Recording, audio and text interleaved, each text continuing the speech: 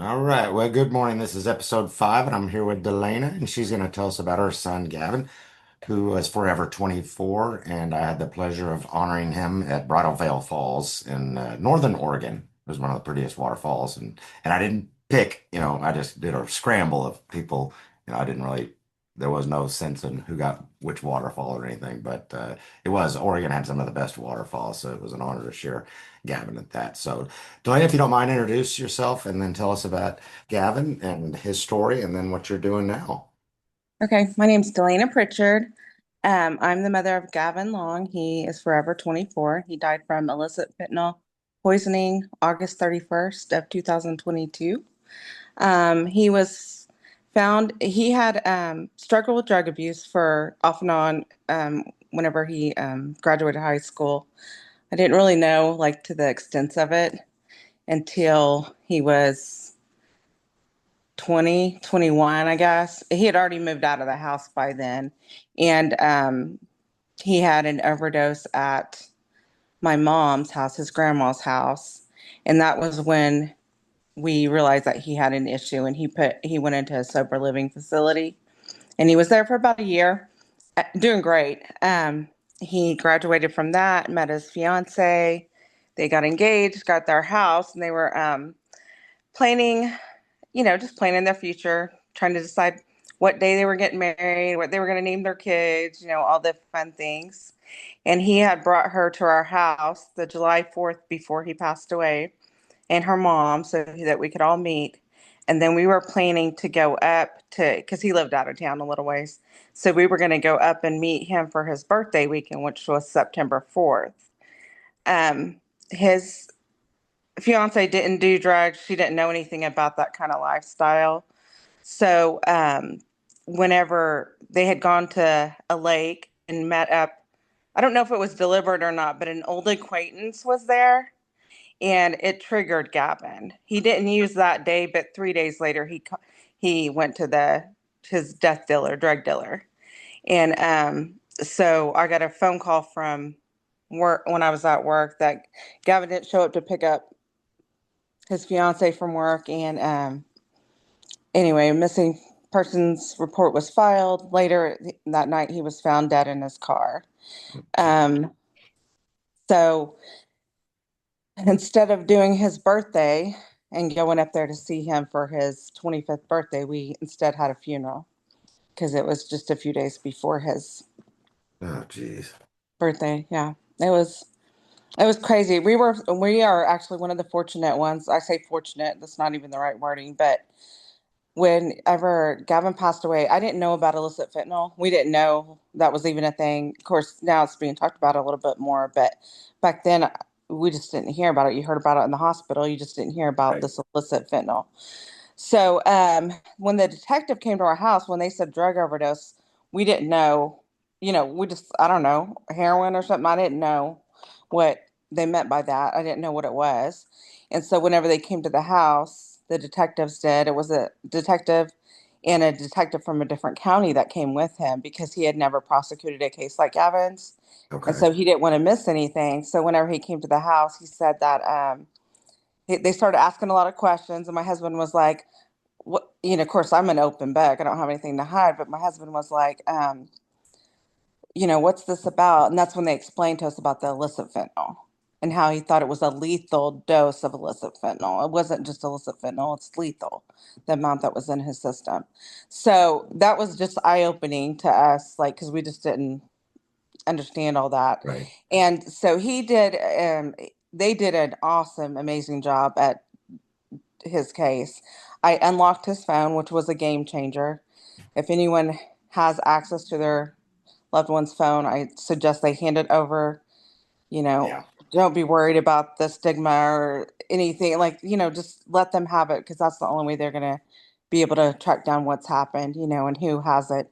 In Gavin's case, it was really fortunate that we did track that guy down because he had enough to kill 5,000 people on him when they arrested him. Were they fentanyl pills, counterfeit? Just a bunch of. They were, I don't know, they just said it was enough. It was 5,000 lethal doses, is what they said.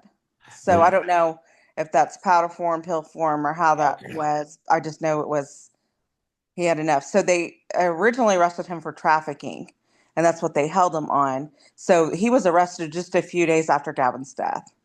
They were really quick about it, which was amazing to me. And so he was in jail for trafficking, and he just got sent to jail for the homicide for Gavin. And he got 35 years. We didn't go to trial. He took the plea. Okay. So that was there was so much evidence against him because he was on camera. We had like three confessions. Um, Gavin's phone was a play by play. I mean, it Okay. was just yeah, it was just right to him. And so anyway, so yeah, we're fortunate with that part of it. Uh, so he is, he was friends with Gavin at one point. When I was scrolling through Gavin's phone, I found a picture of them all hanging out. And it was like years, I mean, it was years ago, but still, that was somebody that was supposed to have been a friend, I guess. I don't know. But it's Well, at just, least you didn't have to endure a trial because that's right. I've seen so many families that it just I couldn't imagine. I'm very blessed that I don't know, from Yeah. questions, but I don't think I could handle it. I mean, to be honest with you, it's I've seen the families it tears them up.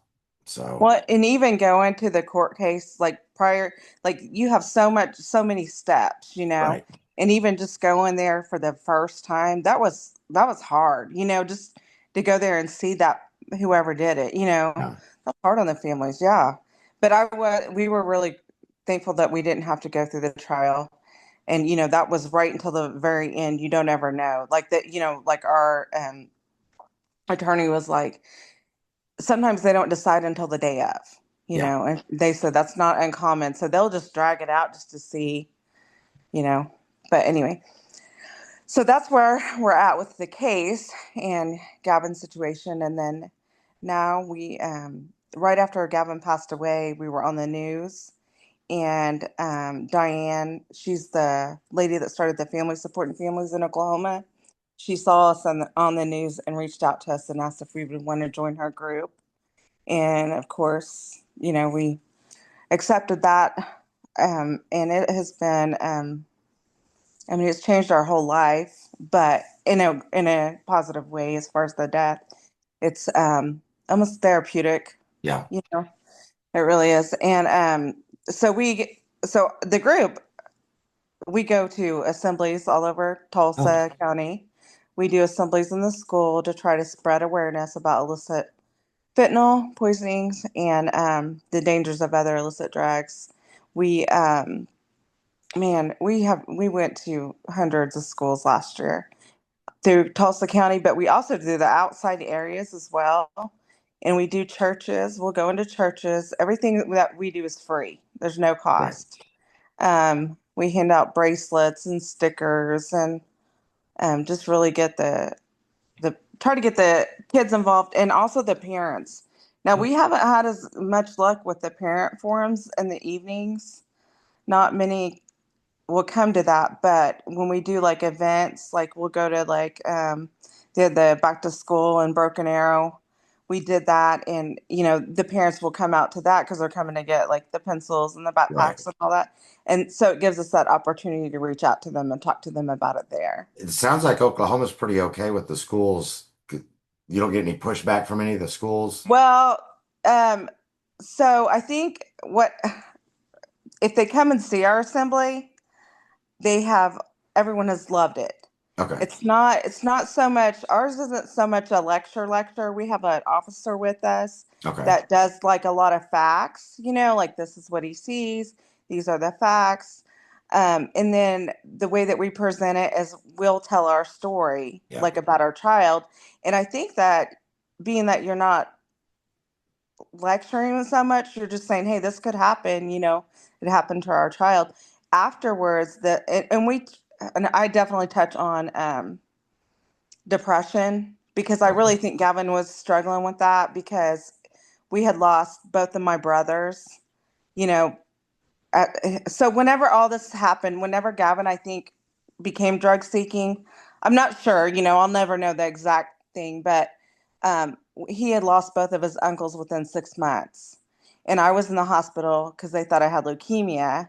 And so I think he just had a lot of heaviness on him. And instead of talking to me because he was already worried about me, he probably was, reaching out for something just to kind of, well, I know that he did that because that's what he said. I just don't know all the details of all of it. But It- anyway, I do touch on the depression because I don't want them to become drug seeking just to numb the pain. I want them to go to a counselor right. or seek help, talk to their parents. Don't reach out, especially right now because they could grab a pill that, you know, You're is for you're good. you're exactly right. And when I talk to schools, I always tell people, and I say this all the time, and in fact, it might have even cost me my job right before I left for the waterfalls. I tell kids, I said, you guys have grown up in a society where you turn on a TV and there's a commercial for a drug that will fix everything. Right. And you can't, and you just think, oh, I got to stay up late tonight. I'll take an Adderall. Bam, you're dead. Or, I got hurt, like I think Preston maybe, and he just bought a Percocet and it ended up taking his life. And I said, I joked because I talked with my church probably 3 or 4 weeks ago, and I was talking to 300 seniors that were about to go off to college. And they said, well, what's the best thing you can take? And I said, you're actually here. I said, the best prescription is God. And I mentioned, he takes, he does a consult every Sunday morning. You can come in and meet with the doctor God. And then and then I called the pastors, the pharmacist, and I said, then they'll inject you with the word. They'll give you an injection of that. So, but it is, I mean, everything is the kids. I couldn't imagine growing up nowadays with everything, social media and all that. And it stinks because I always tell people, somebody will say to me, you've had the worst thing happen. You've lost both of your children. And I'll always say, yes, that's the worst thing that's happened to me. But I said, let's take a 17-year-old boy that's, got his first date on Friday night or something like that. And then his car breaks down or something like that. That literally could be his worst day of his life so far. Something Right. bad happens. What do? They turn to a pill or a joint, whatever it is. But now it just costs them their lives. But I think, I've always said the family values are most important now that we get back to the family values and don't shrug off the kids, if they say, back then, no big deal, don't worry about it. I've been there, don't worry about it. But it could really be their worst day of their life. And Right. we want to talk to these kids. And I don't want to say helicopter parent, but in a way, you almost have to nowadays. And Yeah. but it's tough. What was it like the first year? Because a lot of this I'm doing this for is to share with parents that have just maybe lost and that there is some sort of hope. What was it like for you and your family the first year after Gavin? Well, it was very eye-opening, Yeah, educational because we learned so much. And then I just, our group has just been so supportive, and we have each other so we can talk to each other, for the parents, reach out to somebody that knows what you're going through. yeah. I tried to go see a counselor that had no clue what to say to me, and it was like a joke. Like it was almost offensive. Like he's like, let's do rhyming words or something. Like, and I was like, what is going on? And I left so upset. I was so mad. I was like, I'm there because my child died. I lost my brothers, all Right. these things.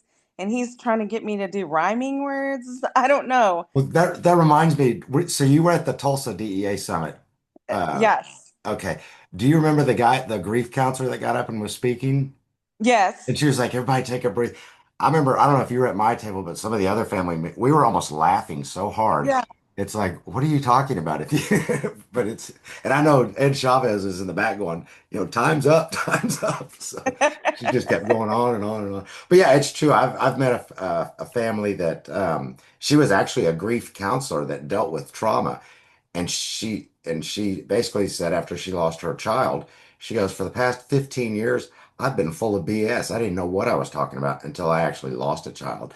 So it's Right. tough to, and that's kind of like we're doing this video. It's easy for us to know what it's like to lose a child and we can get, we get each other. But yeah, so there's grief. I did the grief share thing, I think twice, and that was right after COVID. But I was sitting there thinking, it's different when you lose a parent or a grandparent than a child. So Right. I've been trying to start grief groups for people that have lost a child because it is so different. And Well, and my mom has a grief group that she does at her church because she lost both her sons and now her grandson. And actually my stepsister, she's lost many children. And so she has done that and she says the same thing though. She goes, it's just so different. She yeah, goes, it's different to lose a child than, Well, it just is. It's just different. But What we have each other, and if someone needs to talk, they need to just reach out to somebody, us, whoever. does Gavin have siblings? He does, yeah. Okay.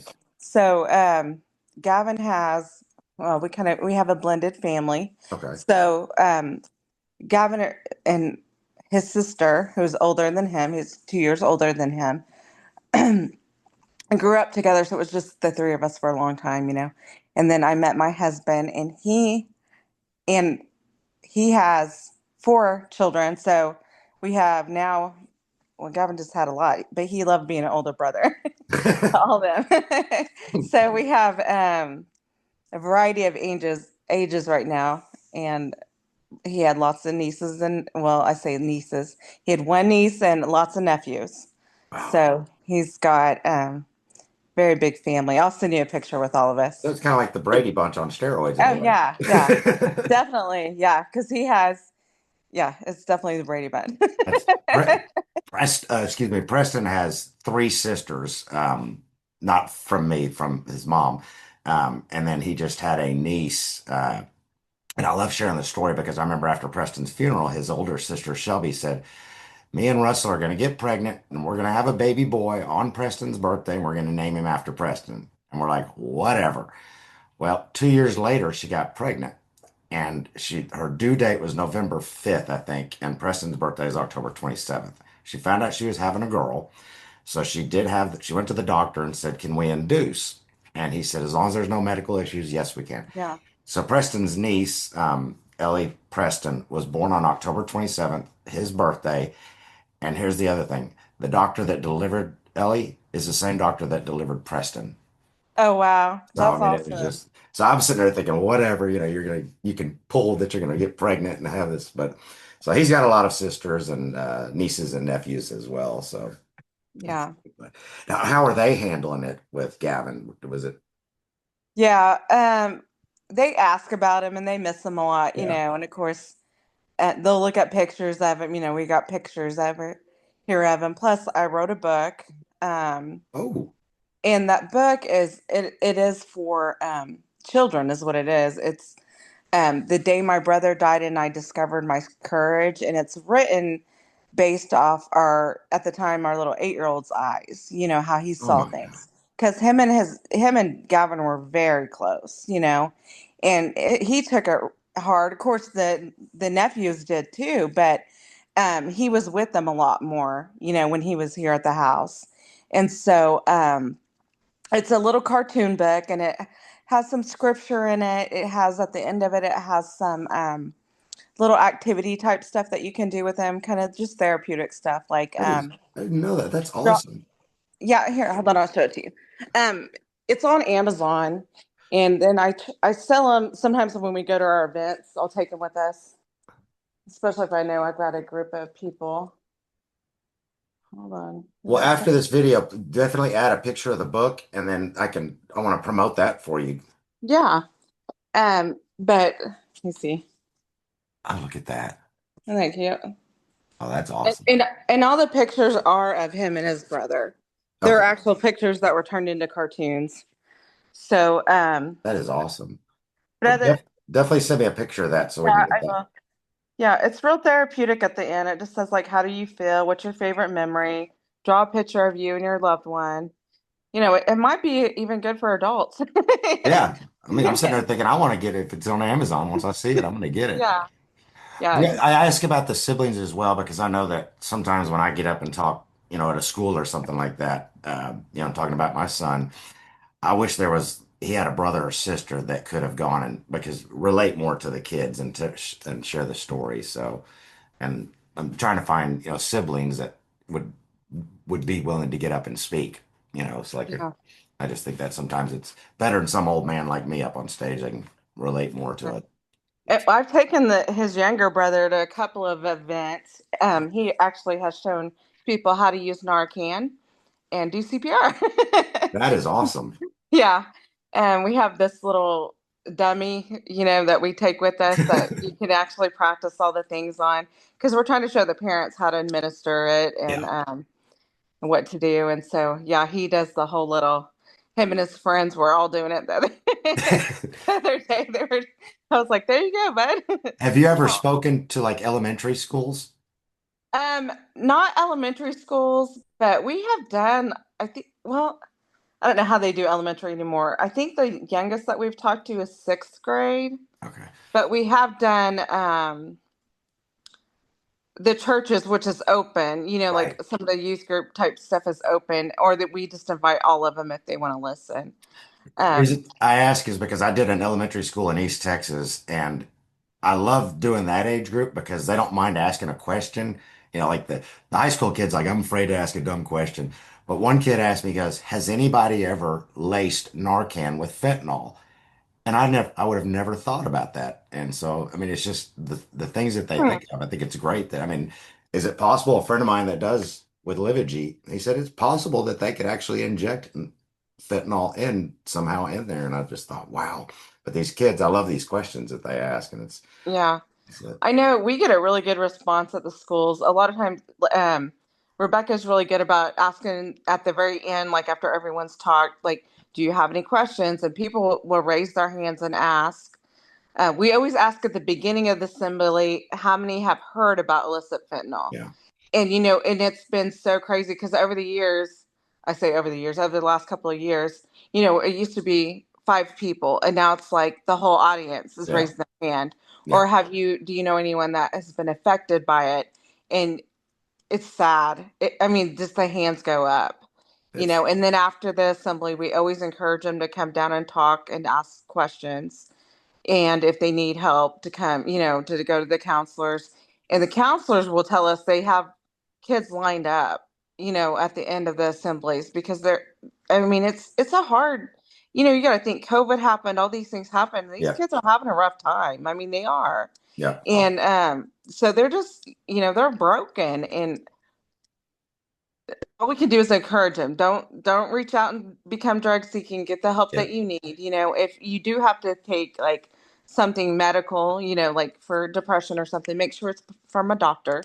That's You good. know, don't you know, don't become drug seeking. We can help you a different way that's safe, you know. I always try and pick the kids out in the assembly, and I'll kind of turn it into. Look, I know it's high school era. You kids, you don't want to listen to your parents, but I said the biggest ambassadors that we actually have are you guys, the students. So, like, if your best friend is having a bad day, check on them later because, they Yeah. might go home and mom and dad are like, what's wrong? No, leave me alone. That type of attitude. Yeah. But they'll talk to their friends, and that could be the best. They could save a life just by talking to them because we know, just like everybody else, most of our children, Gavin was in his car, but a lot of families are just finding their children down the hall in a bedroom asleep Right. and passed, that they've passed away. They're not out on the streets, and so that's our biggest ambassador. And I try and scare the kids sometimes when I'll walk in, like if somebody's on a phone, I'll say, please put your phone down because if you don't listen to me, I'll probably get a call from your parents. And it's not because you're in trouble, it's because you're dead. Yeah. That really starts it off. And a lot of the principals are like, yeah, give it to them like that. And I always walk around. I have Gavin's in it. I've got my inch thick photo album. I hate to say it. It's everybody that I read off the 300 people at the waterfalls. And I always say, this is how many people, it's not a coincidence. This is how many people we lose every day to fentanyl. And I said, if that doesn't scare you enough, and here I'm walking around with that. You should come see one of our assemblies. I mean, we have posters of all, not all, because we have over 400 members, but we have posters of those who have let us, have submitted their posters. So we take hundreds of posters to the school. And so what we do is we display them up like in the I'll send you a picture of it Okay. in like the auditorium because we're usually in a big auditorium. So we'll display all those pictures up along the walls, you know, and Okay. then it's just gives it such a huge impact, it's Yeah. like a huge impact statement. And then of course we have our pictures that we put on the stand. We also always show a video, one of the videos, my mind's blank right now. We're gonna make our own soon. That will be more ours because it's like you always like the videos, but there's certain things we like from each one, Yeah. And it's got to be a short clip because they're kids, They're Yeah. not gonna. They need that just that short. They have that little time span, They don't need a real long video. And so we always show a video. Of course, our officer is always there. We have like a PowerPoint that has some like facts, and then we try to go over Narcan. We definitely talk about Narcan, and Right. if they need it, they can't. The students, we can't hand it to the students, of Right. course, but we tell them to go to their counselors, and we'll give a link so the parents can help get Yep. it. If they have like somebody, we even encourage the parents to have the older kids, if they're okay with it, to have them have it on them too, Yep. because they're going to the parties together. Yeah. They could save a life. And then we go over the fact that do not leave your friends to die. Yep. You will be charged. You're better off getting help for them, Yep. even if you guys have used together, whatever the case may be. But if you leave them, you're going to be charged. Yep. You have the Good Samaritan law. You can call for help, you know, and that could save their life. Exactly. And so we try to encourage that too. Don't be afraid, just pick up the phone and call for help. Don't leave. Yep. If you have Narcan, give it. If not, start compressions. And then we go over, don't give them mouth to mouth because, Yeah. they could vomit and then now you're exposed. Um, and then of course, just, I feel like we give them a lot of information and resources, and I think that they need them for sure. Oh, well, what is the organization that you have 400 members? Because I want to kind of talk, just promote that Uh, in a way. yeah, it's Families Supporting Families in the Direct Crisis in Oklahoma. Okay. So anybody in Oklahoma can join our group if they have an immediate family member that is lost. We have a sister page for like people that aren't like the dads or the moms of that have lost somebody. The sister page is called Funk Fentanyl, and they can join that group. And we put a lot of information on that too, but we try to make ours pretty private and only for the parents, Right. pretty for the immediate family, because a lot of them have cases and stuff going on. So, we Yeah. have to be careful with that. Right. And we don't want, any kind of family drama or anything like that. So we try to keep it pretty private. And then with our other page, it's open and people can post different things on there. And we give a lot of information, resources, even like events. So they can be included in the events and stuff as Okay. well, that we have going on.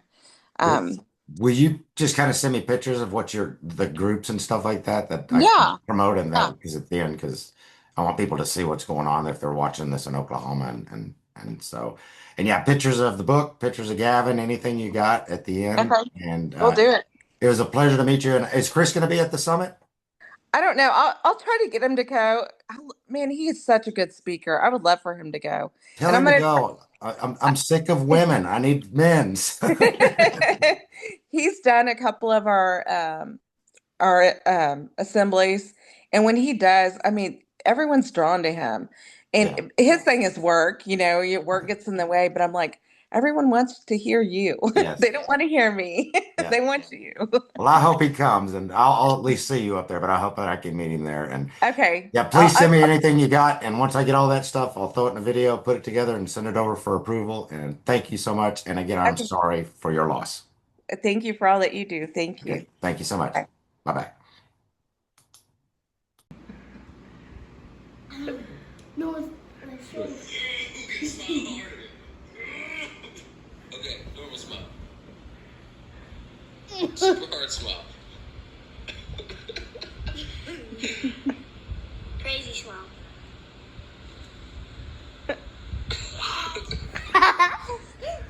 You guys are silly.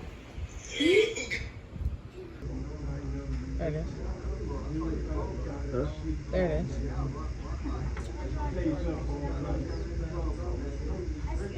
Hi, Gavin. Mama loves you.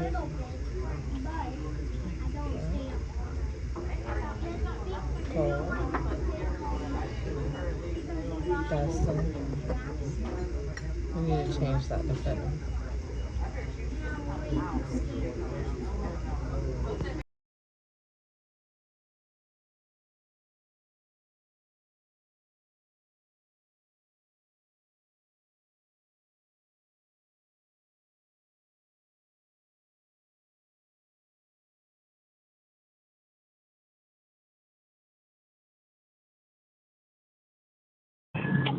Hey, Mom. Go get him, Keegan. Get him, Lainey. Get Gavin.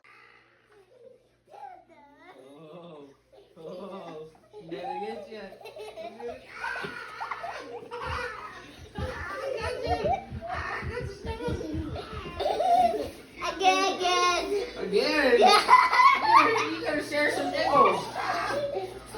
It's the glasses. Secret You can surprise. never know who I am. Just hope for the best. Love you.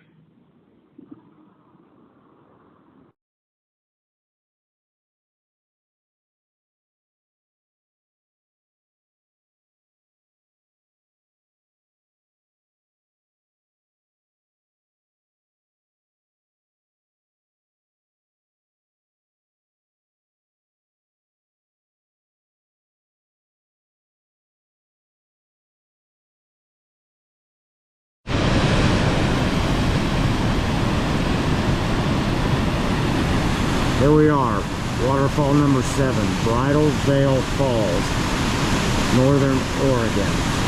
Verse of today is Revelation 21:4. And God shall wipe away all tears from their eyes, and there shall be no more death, nor sorrow, nor crying, neither shall there be any more pain, for the former things are passed away. Verse helps me out, and it should help out every other family member out there to get through this.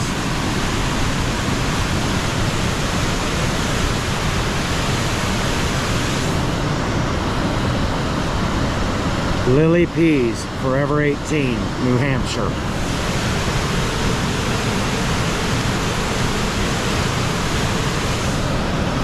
Gavin Long, Forever 24, Oklahoma.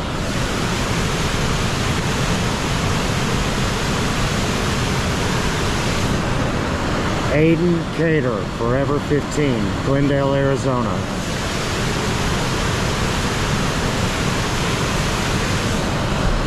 Tyler Scott Irvine, Forever 26, Texas.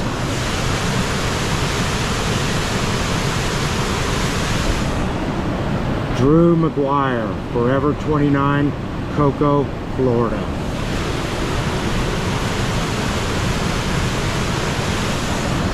Jade Freeman, Forever 30, South Point, Ohio.